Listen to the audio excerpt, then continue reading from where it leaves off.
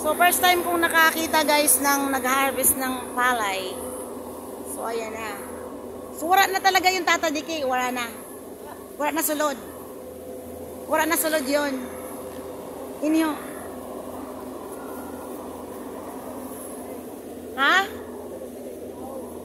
Ah, okay. Hinugo na talaga. Yung iba walang laman. So ito pa yung aanihin hanggang dito. Sabi nila, saglit lang to, mga 2 hours lang. Ha?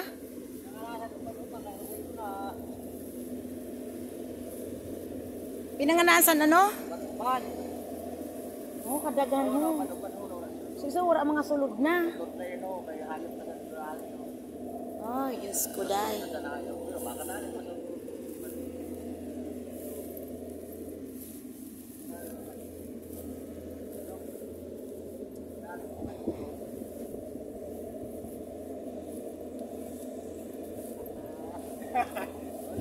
Mga ano, pira yun na kilo na sugadson. Pira na kilo yun na suludson. Ha?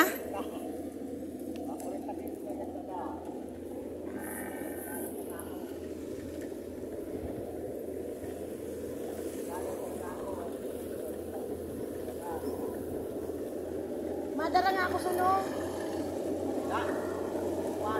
Magtatanim mata naman ako mushroom eh. Konti lang.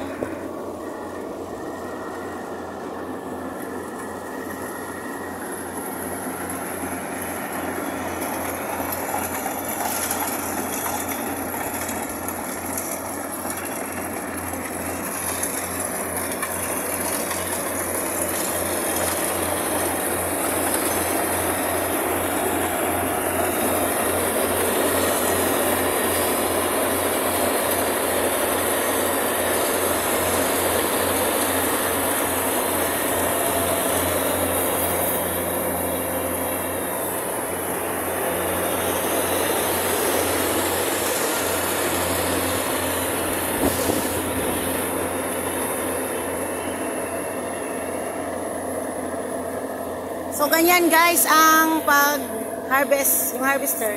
Iba yung noon na ano, nung mga bata pa kami, tracer ang ano ginagamit noon. Tapos yung parang kinakat nila yung ano, yung pala, yung mga ganyan, palay. Kumbaga inaasyab. Tapos tinitracer, ngayon mas mabilis na.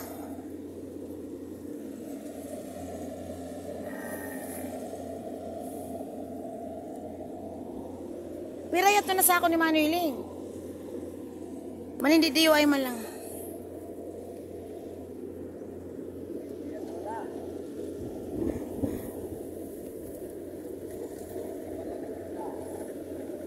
Ha?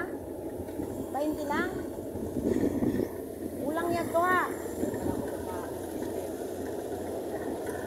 Ha?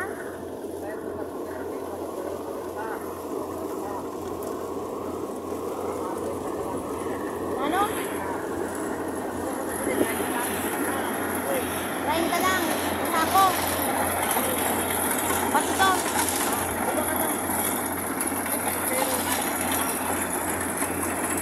30 yung tiro.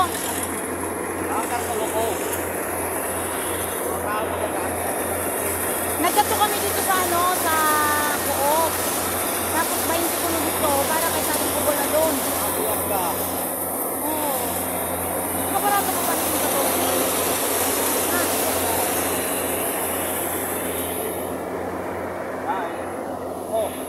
Ha? Harayon nga dito sa NFA. Dito sa Coop ho, dito harayon. Anong kung nga ni Cebu kung pwede ano ang tricycle niya, ma-discountan niya ako. Pagkanuno, kaya pa sa pagkanuno, pakatuga ko. Ikat ko. Sino nuno? Manding. Tricycle tatamanding?